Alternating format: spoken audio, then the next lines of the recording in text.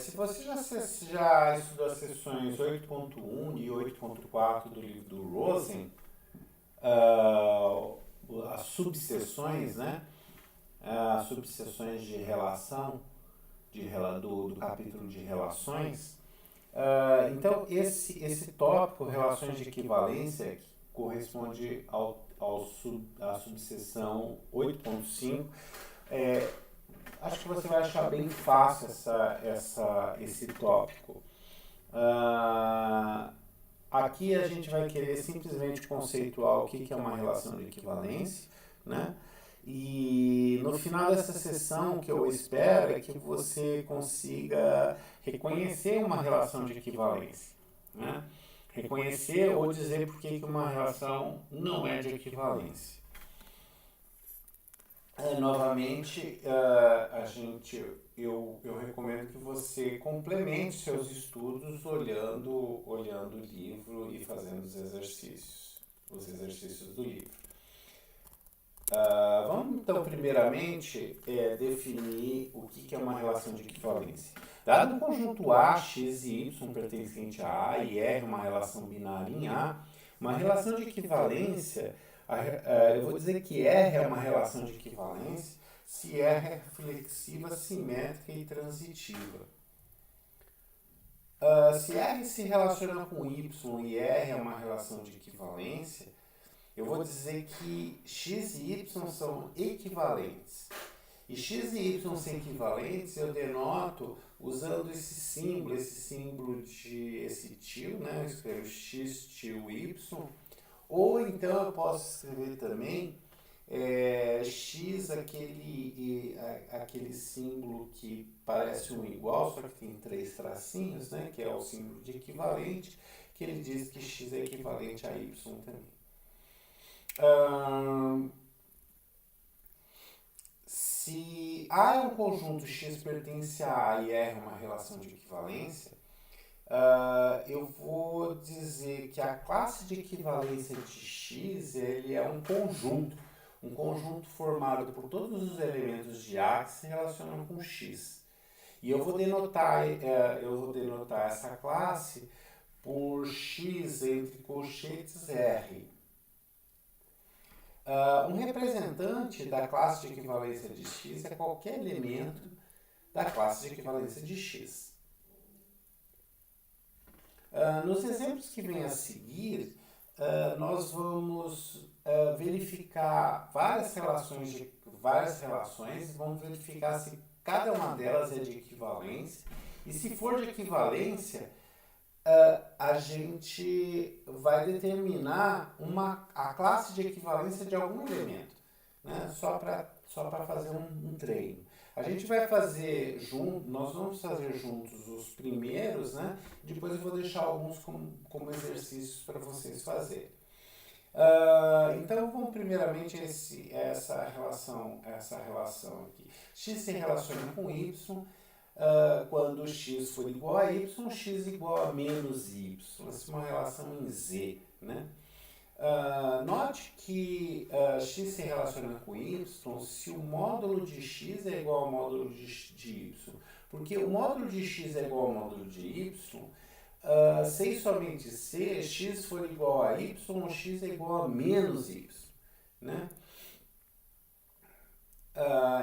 Vamos tratar dessa relação dessa maneira, dizendo que x se relaciona com y se o módulo de x é igual ao módulo de y, porque fica mais fácil para a gente mostrar as propriedades de reflexiva, simétrica e transitiva. Bom, note que o módulo de x é igual ao módulo de x, portanto, x se relaciona com x. Logo, R ela é reflexiva, porque isso vale para qualquer x pertencente a z. Além disso, se x se relaciona com y, eu tenho que o módulo de x ele é igual ao módulo de y, o que implica que o módulo de y, por sua vez, é igual ao módulo de x. O que implica que x se relaciona com y em R. Ou seja, se x se relaciona com y em R, então y se relaciona com x em R. E como essa afirmação vale para qualquer x e y pertencentes aos números inteiros, significa que R é simétrica. Nós temos também que se x se relaciona com z e z se relaciona com y, isso implica que o módulo de x é igual ao módulo de z e o módulo de z é igual ao módulo de y. O que implica que o módulo de x é igual ao módulo de y. Logo, o x se relaciona com y. Em outras palavras, se x se relaciona com z e z se relaciona com y em R, isso implica que x se relaciona com y em R. Portanto, R é transitiva, pois essa afirmação ela vale para quaisquer x, y e z pertencente a z. Como R é reflexiva, simétrica e transitiva, então R é uma relação de equivalência. Um exemplo de classe de equivalência é a classe de equivalência do 2, que é o número 2 e o menos 2.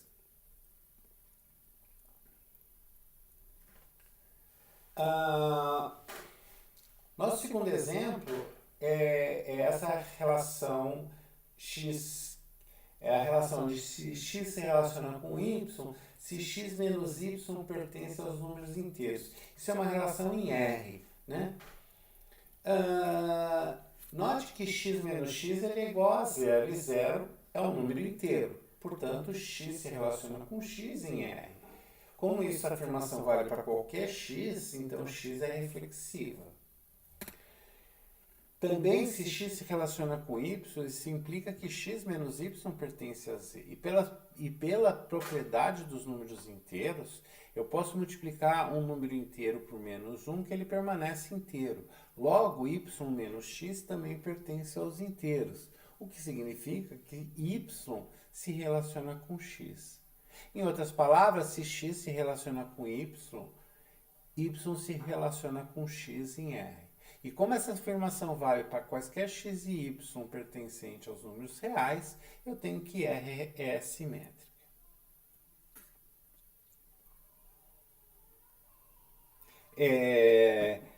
Também eu tenho que se x se relaciona com z e z se relaciona com y, x menos z e z menos y pertencem aos números inteiros. Pela propriedade dos números inteiros, se eu somar dois números inteiros, ele continua sendo inteiro. Isso implica que x menos y, que é igual a x menos z mais z menos y, ele é um inteiro. Isso implica que x se relaciona com y. Em outras palavras, se x se relaciona com z e z se relaciona com y, x se relaciona com y em R. E como essa afirmação vale para quaisquer x, y e z nos números reais, implica que R é transitiva. É claro que, como R é reflexiva, simétrica e transitiva, R é uma relação de equivalência. Um exemplo de classe de equivalência é a classe de equivalência do 2.1. A classe de equivalência do 2.1 é o conjunto de todos os inteiros tais que... todos os números, né, da forma x mais 2.1, onde x pertence aos inteiros.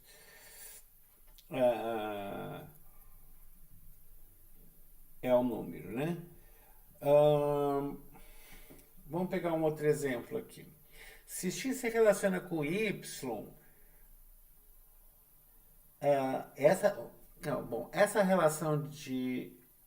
essa relação ela diz o seguinte, que x se relaciona com y, se x é equivalente a y módulo m em R.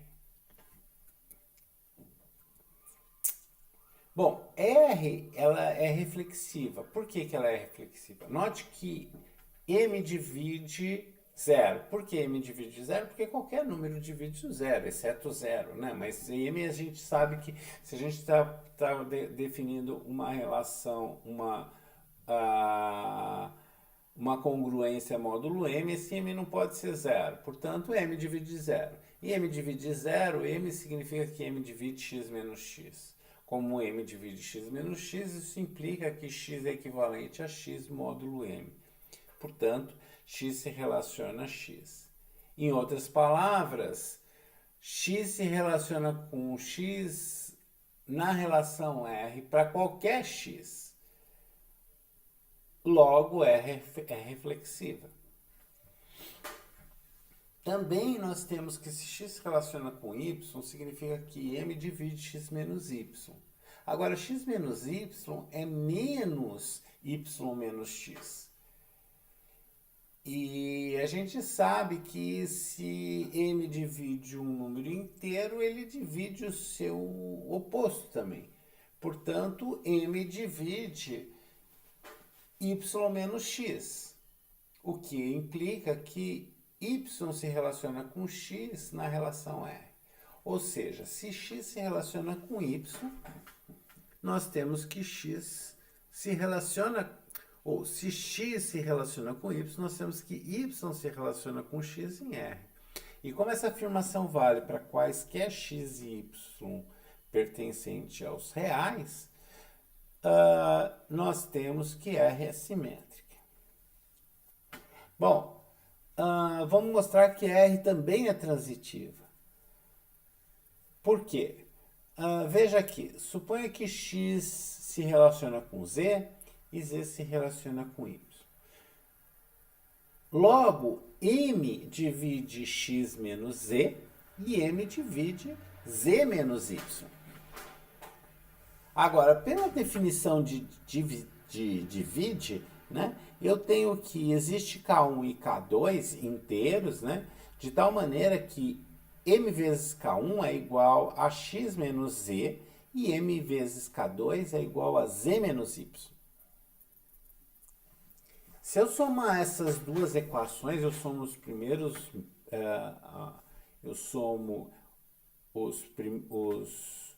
os membros da esquerda e depois somo os membros da direita, eu vou ter mk1 mais mk2, colocando m em evidência, eu fico m vezes k1 mais k2. E somando x menos z mais z menos y, eu fico com x menos y. Ora, K1 e K2 são inteiros, portanto K1 mais K2 também é um inteiro. Logo, o que eu tenho? Eu tenho que m vezes um inteiro é igual a x menos y. Ou seja, m divide x menos y, o que implica que x está relacionado com y. Em outras, resumindo aqui, eu tenho que se x se relaciona com z e z se relaciona com y em R, então eu tenho que x se relaciona com y em R.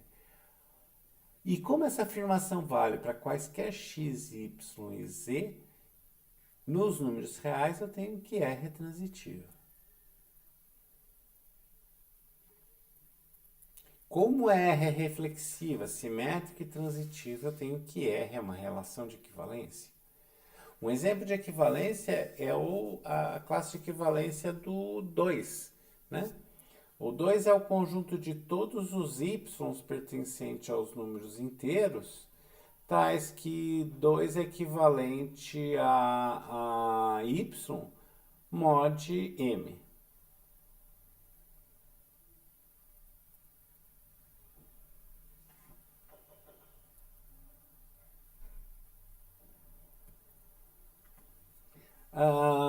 Vamos deixar aqui como exercícios o 4, o 5 e o 6 para vocês fazerem. Okay? Um teorema importante é uma caracterização de relação de equivalência. Ela é dada pelo teorema 4. A gente supõe aqui que R é uma relação de equivalência em A e que XY pertence a A. Então, eu vou falar que são equivalentes às seguintes afirmações. Que X se relaciona com Y, que a classe de equivalência de X é igual à classe de equivalência de Y, ou que a classe de equivalência de X e a classe de equivalência de y não possui nenhum elemento em comum.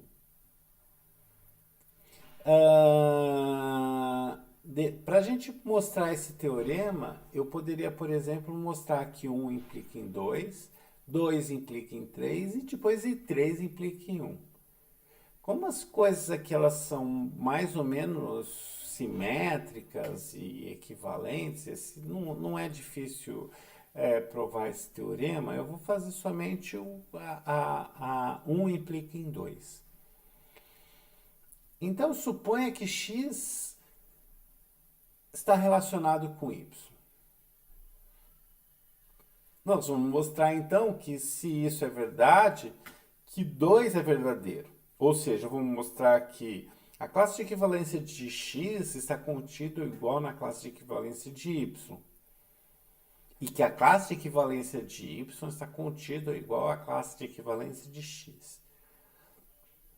Note que essas coisas também elas são simétricas aí. Então, sem perda de generalidade, basta eu mostrar, por exemplo, que a classe de equivalência de x ela está contida na classe de equivalência de y. Mostrar o contrário usa basicamente os mesmos argumentos, né? Para isso, vamos mostrar que se z pertence à classe de equivalência de x, então z pertence à classe de equivalência de y. Então, vamos lá. Suponha que x está relacionado com z. Bom, x pertence à classe de equivalência de x, então x está relacionada com z.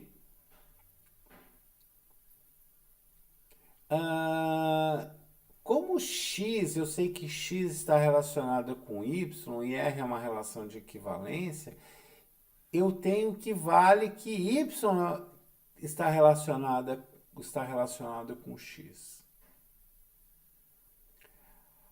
E aqui eu tenho finalmente que se y está relacionado com x e x está relacionado com z, e R é uma relação de equivalência, e portanto vale a propriedade transitiva, eu tenho que y se relaciona com z. Logo, z pertence à classe de equivalência de y. E aí está acabado, né?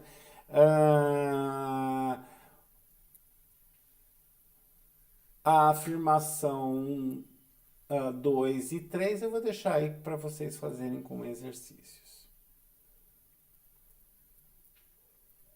No último vídeo que a gente vai... nosso próximo vídeo, é o último vídeo, a gente vai falar sobre ordens parciais.